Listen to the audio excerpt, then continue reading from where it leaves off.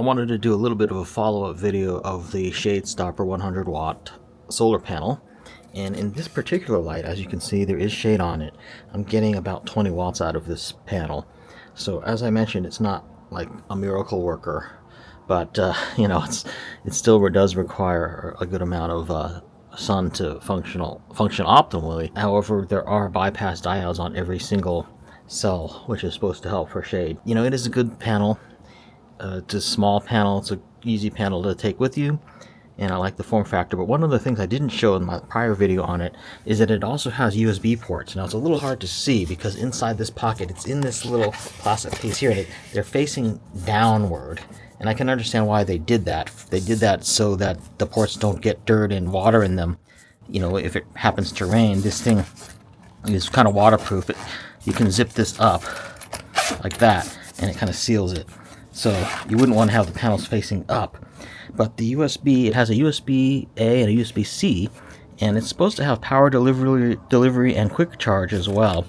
So it can charge up like your iPhone and your iPad and things like that, and maybe even like your computer via USB. So I have my iPhone here with a Lightning to USB plug, and yeah, Lightning to USB-C.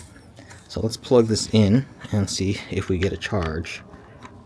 Now, as I mentioned, it's facing downward, so it's a little fiddly in terms of you've got to look under there and find the right port. There we go. All right, so instantly my phone is charging, as you can see there. So yeah, you can see there, I don't know if you can see in this light, it is definitely charging. Now, I don't have a USB meter to be able to tell how fast it's charging, but that's another benefit of this panel.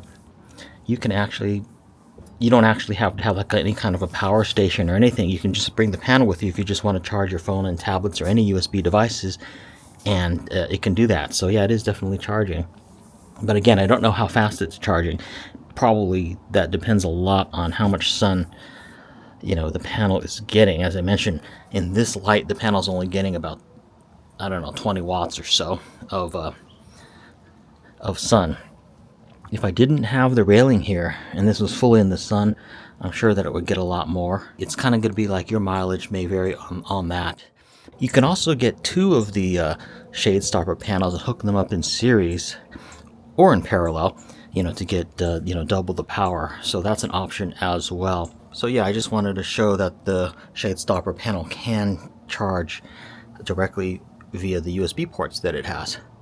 And here are the specs of the Shade Stopper solar panel. You can see here if you'd like to freeze frame those specs. And also the instructions.